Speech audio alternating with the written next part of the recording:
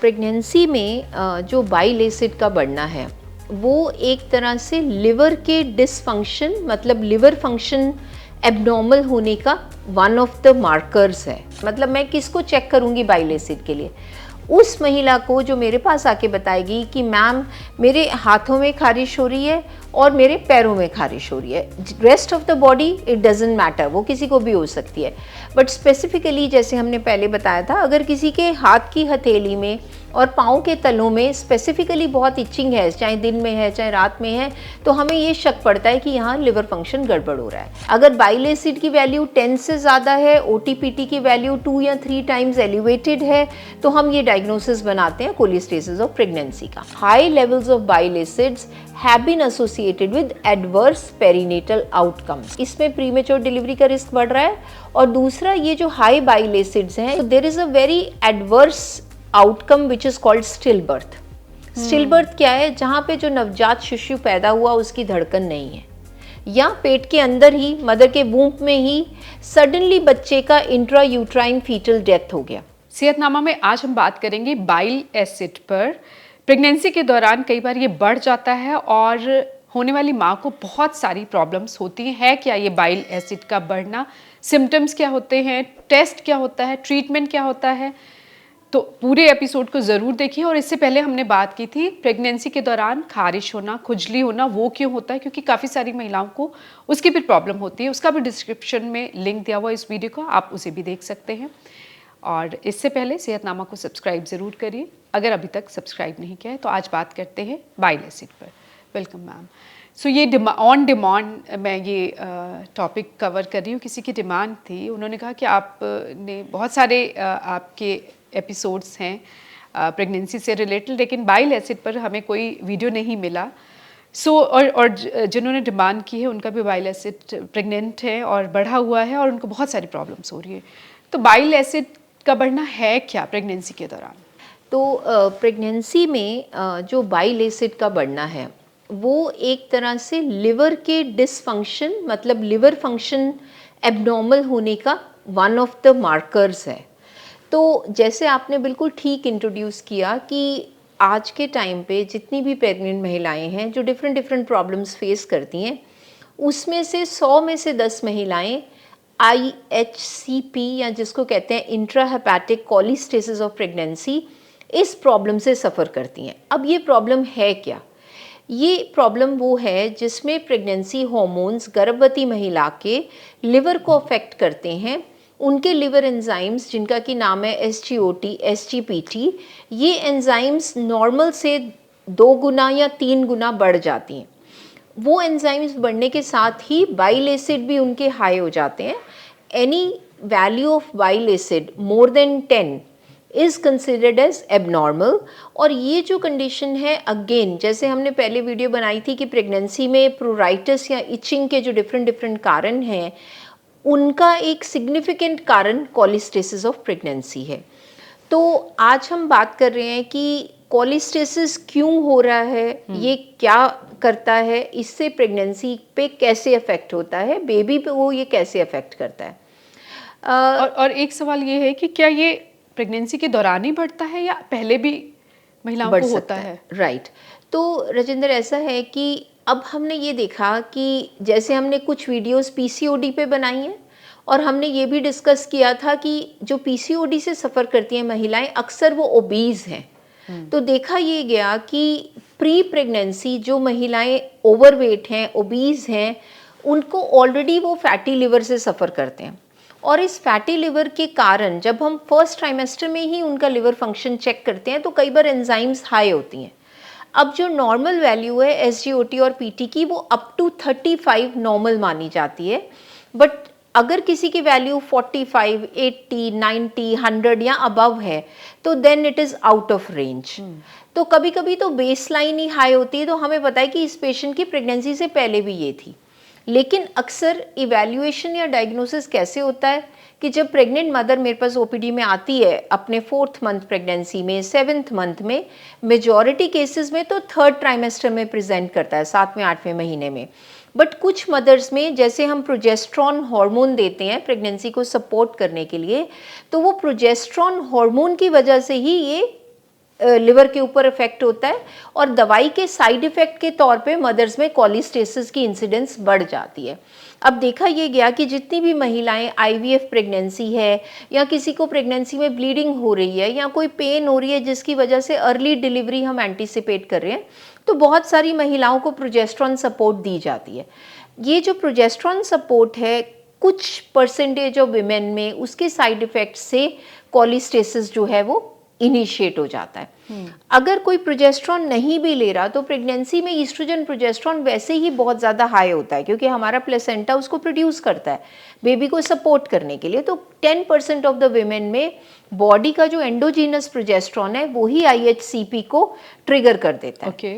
अब ये आईएचसीपी वाले पेशेंट कौन है, हम किन को इवैल्यूएट करते हैं? जिनका बाइल एसिड बढ़ा हुआ है। हाँ, वो कौन पेशेंट है, मतलब मैं किसको चेक करूंगी बाइल एसिड के लिए? उस महिला को जो मेरे पास आके बताएगी कि मैम मेरे हाथों में खारिश हो रही है और मेरे पैरों में खारिश हो रही है, rest of the body it doesn't matter, वो किसी को भी हो सकती है, बट स्पेसिफिकली जैसे हमने पहले बताया था, अगर किसी के हाथ की हथेली में और पाँव के तलों में स्पेसिफिकली बहुत इचिंग है, चाहे दिन में है चाहे रात में है, तो हमें ये शक पड़ता है कि यहाँ लिवर फंक्शन गड़बड़ हो रहा है। तो हम क्या करते हैं, हम पेशेंट का ब्लड टेस्ट करवाते हैं जिसको लिवर फंक्शन टेस्ट कहते हैं। उसमें ये डिफरेंट जो एंजाइम्स हैं उनको स्टडी करते हैं और साथ में सीरम बाइल एसिड भी करते हैं। अगर बाइल एसिड की वैल्यू 10 से ज़्यादा है, ओटीपीटी की वैल्यू 2 या 3 टाइम्स एलिवेटेड है, तो हम ये डायग्नोसिस बनाते हैं कोलिस्टेसिस ऑफ प्रेगनेंसी का। अब जब कोई भी महिला मेरे पास कोलिस्टेसिस के साथ आती है तो हम उसको दवाई शुरू करते हैं। दवाई का नाम है अर्सोडिकोलिक एसिड, इसकी टेबलेट्स आती हैं 300 एंड 450 मिलीग्राम की, हम ट्वाइस अ डे देते हैं। वो देने से लिवर एंजाइम्स की वैल्यूज़ कम हो जाती हैं, बहुत सारे पेशेंट के सिम्टम्स इंप्रूव हो जाते हैं, जो लिवर डिसफंक्शन से खारिश थी वो काफ़ी सिग्निफिकेंटली रिड्यूस हो जाती है। और एवरी 2 वीकली या वीकली हम उनका एलएफटी और बाइल एसिड रिपीट करते रहते हैं, क्योंकि कुछ महिलाएं मेजॉरिटी में दवाई शुरू करने के बाद या वो एंजाइम्स नॉर्मल हो जाएंगी, कम हो जाएंगी, बाइल एसिड भी नहीं बढ़ेगा, बट कुछ परसेंटेज ऑफ पेशेंट्स हैं जिनमें दवाई के बावजूद लिवर फंक्शन रैपिडली डिटीरियोरेट होता रहता है और even bile acids go very high. अब ये बाइल एसिड का क्यों इतना डिस्कशन? बाइल एसिड का डिस्कशन इसलिए इतना इम्पॉर्टेंट है क्योंकि high levels of bile acids have been associated with adverse perinatal outcomes. What is adverse perinatal outcome? मतलब क्या हुआ? Premature delivery. अच्छा, बच्चे पर भी असर पड़ता है इसमें। हाँ, इसमें प्रीमेच्योर डिलीवरी का रिस्क बढ़ रहा है। और दूसरा, ये जो हाई बाइल एसिड्स हैं, देखा ये गया है कि कई बार ये फीटस जो हमारा बेबी है, हाँ भ्रूण है, उसके हार्ट पे इफेक्ट करते हैं and suddenly the heart stops. So there is a very adverse outcome which is called still birth. Still birth क्या है? जहाँ पे जो नवजात शिशु पैदा हुआ उसकी धड़कन नहीं है, या पेट के अंदर ही मदर के वूम्ब में ही सडनली बच्चे का इंट्रा यूट्राइन फीटल डेथ हो गया। फीटल डेथ का मतलब हार्ट बीट स्टॉप हो गई। तो अब ये जो आईयूएफडी होती है, इंट्रा यूट्राइन फीटल डेथ, उसका एक मेजर कारण कोलिस्टेसिस बन जाता है, स्पेशली उन महिलाओं में जहां बाइल एसिड की वैल्यू 90 या 100 से ऊपर है। तो वो महिलाओं में देखा गया इतना हाई बाइल एसिड बच्चों के हार्ट के मसल्स के लिए टॉक्सिक है। और हमारे पास ऐसा कोई टेस्ट नहीं है टिल डेट जो हमें ये बता पाए कि इस बच्चे में स्टिल बर्थ का रिस्क है, क्योंकि इसमें it is a very unpredictable event, it is a very sudden event, और उस मोमेंट पे आप कुछ नहीं कर सकते। क्योंकि ये महिलाएं कई बार हमारे पास इस तरह से आती हैं कि हमने ओपीडी में चेकअप किया, सब कुछ ठीक चल रहा था, आज वो महिला जब दिखाने आई उसने बोला कि मुझे सुबह से बच्चा हिलता हुआ महसूस नहीं हो रहा, और जब हमने अल्ट्रासाउंड किया या हमने हार्ट बीट सुनने की कोशिश करी तो हम हार्ट बीट सुन ही नहीं पाए। तो कितना ज़रूरी है बाइल एसिड का? अगर सिम्टम्स नज़र आ रहे हैं तो सिम्टम्स वही हैं कि हथेलियों में खारिश होना, हाँ, पैर के तलवों में खारिश होना, बिल्कुल, अगर हो रही है तो आप ज़रूर एक बार डॉक्टर को दिखाओ। हाँ। और फिर वो डॉक्टर को टेस्ट करना बहुत ज़रूरी है। बिल्कुल। और मेडिसिन भी आप खुद कोई नहीं लें, डॉक्टर जब प्रिस्क्राइब करे, क्योंकि आपकी कंडीशन के हिसाब से डॉक्टर मेडिसिन प्रिस्क्राइब करता है। और इसको अनट्रीटमेंट नहीं होना चाहिए, इसका इलाज इग्नोर नहीं करना है, आपको इसका इलाज जरूर कराना है, क्योंकि इसका असर आपके बच्चे पे पड़ रहा है। हाँ। और फिर क्या है कि देखिए, इसमें अब कुछ महिलाएं हैं जिनमें कोलिस्टेसिस है, तो हम बच्चे को रिस्क की बात कर रहे हैं। हमने ये बोला कि अगर 10 से ऊपर बाइल एसिड है वो एबनॉर्मल है, अगर 30-40 तक है तो हम कहते हैं कि चलो मॉडरेटली एलिवेटेड है, बट अगर वो 90 और 100 के ऊपर है तो वो सीरियस है, क्योंकि उसमें again risk of still birth जो है that will be very high. इतने हाई बाइल एसिड पे अगेन 10 to 20% रिस्क है स्टिल बर्थ का, ठीक है ना। तो इसी रिस्क को मद्देनज़र रखते हुए डॉक्टर जो है स्त्री रोग विशेषज्ञ वो आपकी टाइमिंग ऑफ डिलीवरी डिसाइड करते हैं। तो IHCP इस वजह से बहुत कॉमन है कि जिन प्रेगनेंसीज में ये कॉम्प्लिकेशन होती है वहाँ हम जो 40 वीक्स पे आपकी एक्सपेक्टेड डेट ऑफ डिलीवरी देते हैं वहाँ डिलीवरी नहीं प्लान करी जाती, डिलीवरी ड्यू डेट से 3 या 4 हफ्ते पहले भी हमें करनी पड़ जाती। 36 वीक्स पे हम जहाँ बाइल एसिड 100 के ऊपर चला जाता है तो हम 36 वीक्स या 8 महीने कंप्लीट होते ही ये बच्चों को डिलीवर करने की कोशिश करते हैं। डिलीवरी का मतलब सिजेरियन नहीं, नॉर्मल डिलीवरी कर सकते हैं, जस्ट बिकॉज कि उनको इंट्रा यूट्राइन रिस्क ज़्यादा है। अब सडनली बच्चे की हार्ट बीट रुक जाएगी, उसको तो कोई रोक नहीं सकता।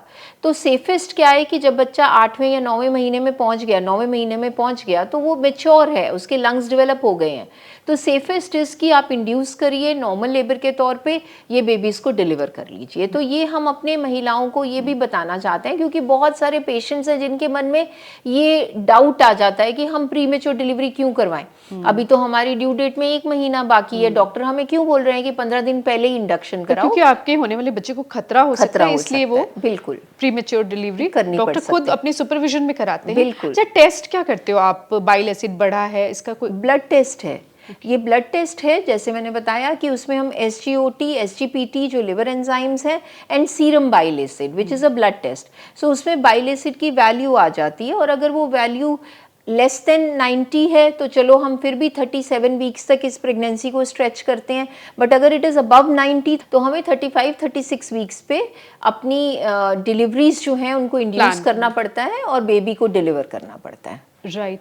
अच्छा, कुछ पर्टिकुलर डाइट का भी ख्याल रखना पड़ता है अगर बाइल एसिड बढ़ा हुआ है तो? देखिए, ये बहुत कॉमन एक धारणा है सब लोगों में कि जी जैसे जॉन्डिस होता है उसमें माँ को तला हुआ खाने नहीं देते हैं, तो क्या कोलिस्टेसिस में भी ऐसा कुछ है?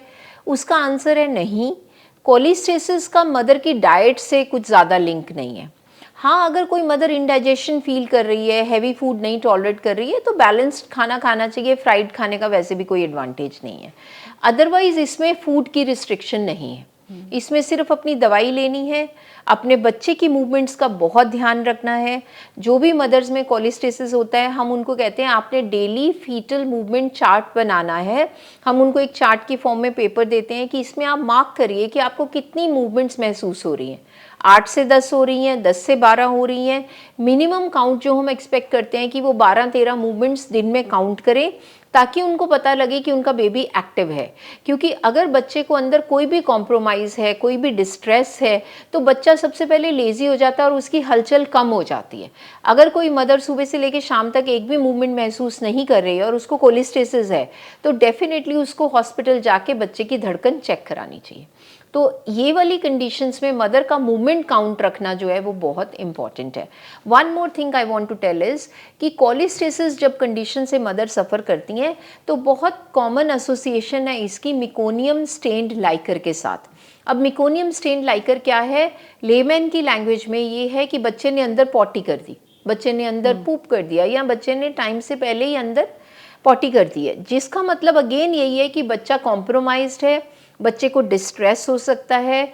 ऐसे केसेस में कई बार हमें सिजेरियन से बच्चे को जन्म देना पड़ता है, क्योंकि जिस बच्चे ने अंदर पॉटी करी है और अगर हम उसको नॉर्मल लेबर का ट्रायल दे रहे हैं तो उस सिचुएशन में वो उनके लंग्स में चली जाती है, बच्चे एस्पिरेट कर लेते हैं एंड आफ्टर बर्थ बच्चों को निमोनिया होता है, जिसकी वजह से उनको नियोनेटल ICU की ज़रूरत पड़ती है।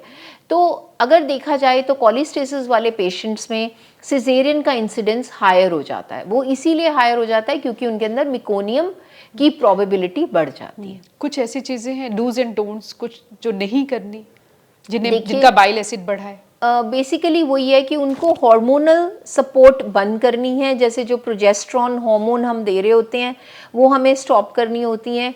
कुछ ऐसी ड्रग्स हैं जो लिवर को अफेक्ट करती हैं, वो हमें अवॉइड करनी है, तो उसके लिए तो आपको डॉक्टर की राय लेनी ही लेनी है।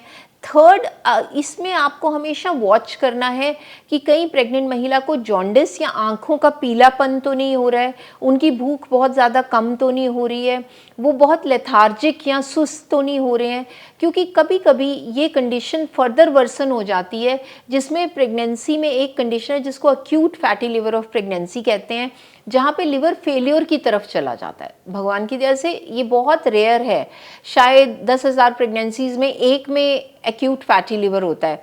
बट हाँ, हमें time to time liver function check करने चाहिए, क्योंकि अगर आपकी लिवर एंजाइम्स बढ़ के 500 1000 तक जा रही हैं तो फिर कहीं आप इस कंडीशन की तरफ तो नहीं हेड कर रहे हो। तो वो आपको अपने डॉक्टर के साथ क्लोज सुपरविजन में रहना है, ताकि कोई भी जो रेड फ्लैग या अलार्मिंग साइंस हैं वो अर्ली पिकअप किए जा सकें। एक सवाल और मेरे जहन में आ रहा है कि एक तो आपने कहा कि हो सकता है पहले ही फैटी लिवर हो, तो वो लड़कियां जो प्रेगनेंसी प्लान कर रही हैं और फैटी लिवर है, उनको पहले अपना फैटी लिवर ठीक करें। अपना वेट रिड्यूस करना चाहिए, थोड़ा सा अपनी लाइफस्टाइल को मॉडिफाई करना चाहिए। अगर उनके पास प्री कंसेप्शनल काउंसलिंग के लिए आते हैं हमारे पास, तो हम ये सारी गाइडेंस देते हैं उनको। और अगर फैटी लिवर नहीं है तो भी बढ़ सकता है, तो भी बढ़ सकता है, यस। वो आपके हार्मोन्स पे डिपेंड वो प्रेगनेंसी हार्मोन्स किस तरह से आपके लिवर को अफेक्ट कर रहे हैं उस पे डिपेंड करता है।